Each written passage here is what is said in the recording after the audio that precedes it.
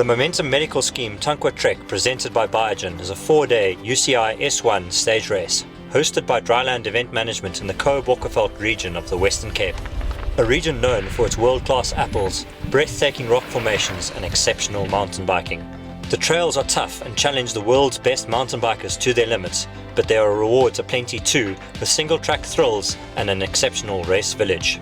Set on the lush green lawns under old oaks at Kaleo Manor, the Momentum Medical Scheme Tankwa Trek, presented by Biogen's Race Village, is a large part of the event's appeal.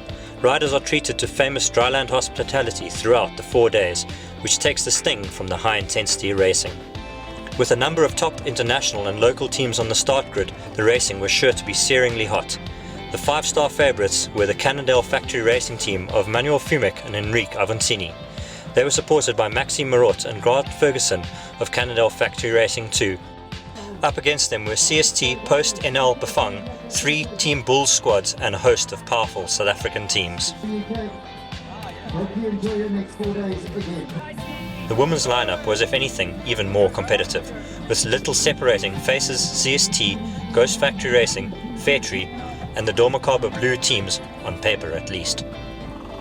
In the men's race, the Cannondale Factory Racing and CST Post NL Bafang teams set the early tempo on stage 1. Fumic Avancini, Sebastian Finney and David Noordeman established a healthy lead by the foot of the day's first climb, but then disaster struck for Fumic.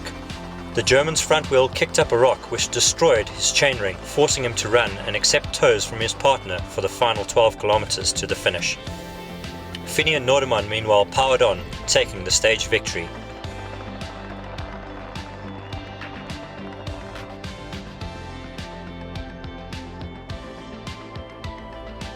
They were followed across the line by Marot and Ferguson in second, and the surprise package, Dunstay Racing Megatech.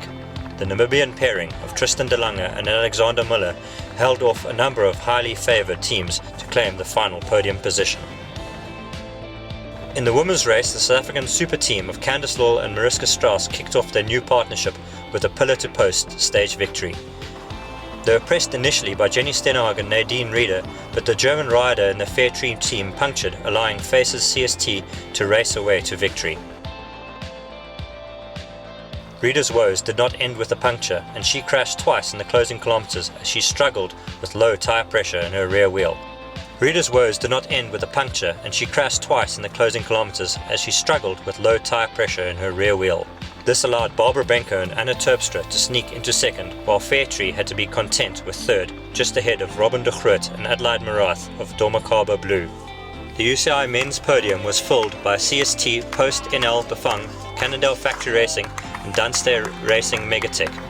The UCI women's podium featured Faces CST, Ghost Factory Racing and Fairtree.